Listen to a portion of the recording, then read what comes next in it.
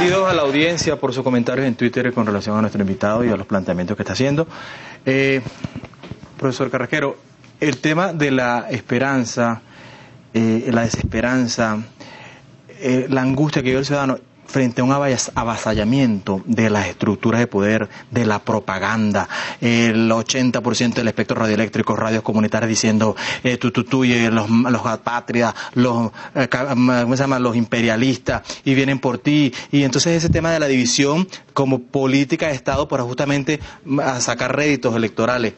¿Cómo hacer justamente para hablarle al vecino, al amigo común, pero justamente desde estas estructuras que se supone que tienen que presentar esa propuesta de país, de proyecto que nos enamore, que nos eduque, que nos incluya a todos?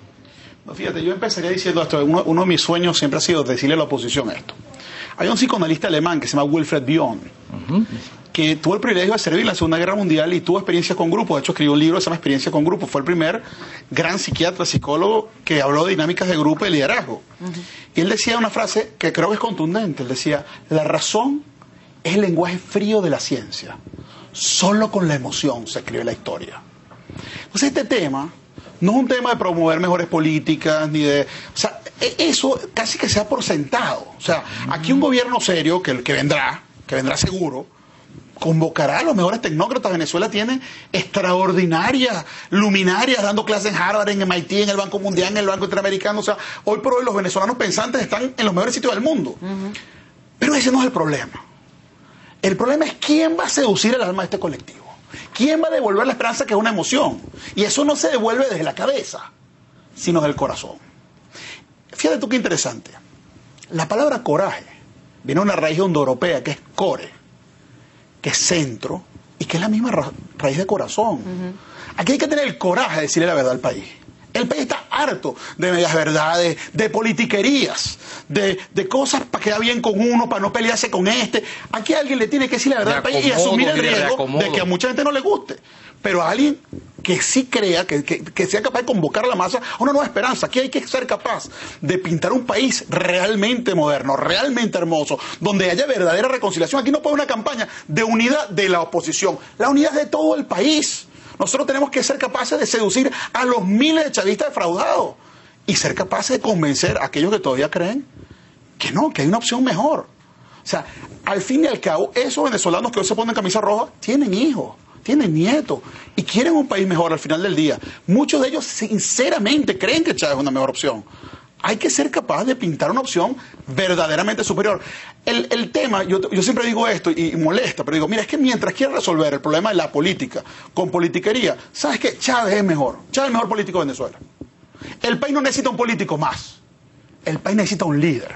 El país necesita a alguien que convoque a la masa a una reflexión distinta, a un nuevo equilibrio, a nuevos paradigmas de producción, a nuevos paradigmas políticos, a una manera de ver el país distinto, de actuar distinto, de unirnos distinto. El señor hace los círculos bolivarianos para destruir. Vamos a armar unos círculos de paz. Y yo convoco que se armen unos círculos de paz donde haya 5 venezolanos de oposición y 5 chavistas que hagan diálogo. Si nosotros tenemos diálogo, no puede haber guerra entre los venezolanos. El problema es cuando se rompen las posibilidades de comunicación, cuando tu posición y la mía son irreconciliables. Tenemos que ser capaces de tender puentes. Y tenemos que, o sea, la tarea de cada persona que no crea en este proyecto es ir a convencer a uno que sí cree. O sea, aquí el tema no es que el líder que va a aparecer, eso vendrá. Eso vendrá y los líderes aparecen y llenan espacio. Si hay, como creo que lo hay en Venezuela, un gran vacío de liderazgo, aparecerá un líder que llene ese gran vacío. Pero en el camino hay mucho que hacer por los venezolanos que se sienten frustrados. Agarre usted y resuelva su problema del chavista que usted tiene cerca. Siéntelo a hacer conciencia, siéntelo a convencer, ¿por qué no? Y oiga también lo que él tiene que decir. Porque ciertamente Chávez no irrumpió en la escena política nacional por error. Aquí había una gran frustración, unos niveles de corrupción extraordinarios y un fracaso rotundo de la cuarta. Que aquello era mejor que esto, lo podemos discutir.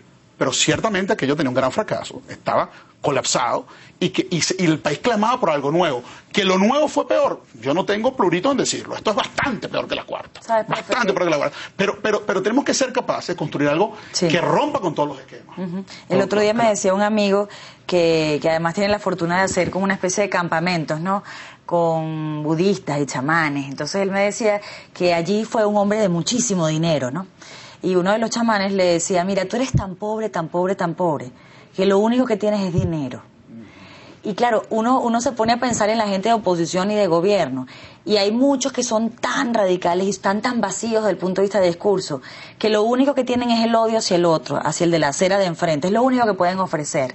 ¿Cómo hacemos para crear, cómo debería ser ese perfil? Aunque ya lo hemos descrito, yo creo que estamos bien claros en eso. Y que además las ideas de ese plan de gobierno deben venir de la gente, de ¿no? abajo hacia de arriba, las sí. bases. La gente es la que sabe qué país quiere. Y el líder tiene que aprender a absorber eso y convertirlo en un plan que pueda ser ejecutable en el corto plazo, ¿no? ¿Cómo hacer para que esa idea de un país que te pueda incluir aun cuando tú te sentiste oprimido y que quizás estos 12 años vinieron porque tú habías sido discriminado durante 40 años, que este nuevo líder, aunque venga quizás de esas raíces, desde el punto de vista ideológico, tú estés convencido que sí te va a tomar en cuenta y que no va a venir ni la revancha ni la venganza? Yo creo que eso que dices es sumamente importante. O sea, el país no se va a mover a otro extremo. Eso no tiene sentido. Tiene que venir tiempo de síntesis, de inclusión absoluta. Por eso digo, o sea, la unidad tiene que ser unidad nacional. O sea, y por eso es tan importante tender puentes y además reconocer sinceramente las cosas buenas que ha hecho el gobierno. Decir que Barrio Adentro fue un desastre, no es verdad. Aquí hay muchísimos venezolanos que fueron atendidos por Barrio Adentro adecuadamente. Y entonces cuando tú vas y le dices, no, este gobierno es un desastre, no ha hecho nada, te dicen, no, no es verdad, a mí me vacunaron y a mí me resolvieron esto y a mí me dieron aquello.